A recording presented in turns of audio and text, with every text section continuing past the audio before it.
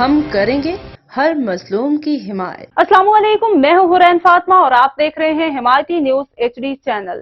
نظر ڈالتے ہیں آج کی اہم خبروں پر۔ شرف فیروز شاہپور جہانیہ کے قریب گاؤں نیو گچیرو کی مشہور درگاہ سید حاجن شاہ کے سالانہ عرس مبارک کی تقریبات جاری ہیں۔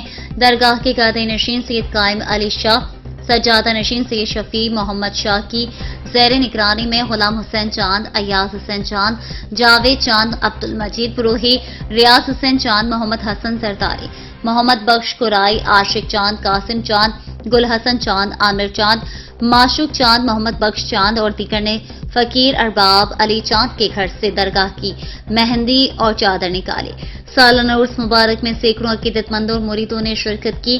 صحافی اسد سندھی، استاد گل حسن چاند، واحد بخش زرداری اور دیگر نے بطور مہمان خصوصی شرکت کی۔ میلے میں بچوں کی تفریح کے لیے مختلف اقسام کے جھولے لگائے گئے۔ میلے میں مٹھائی، پکوڑوں اور کھلونوں کی دکانیں لگائی گئیں۔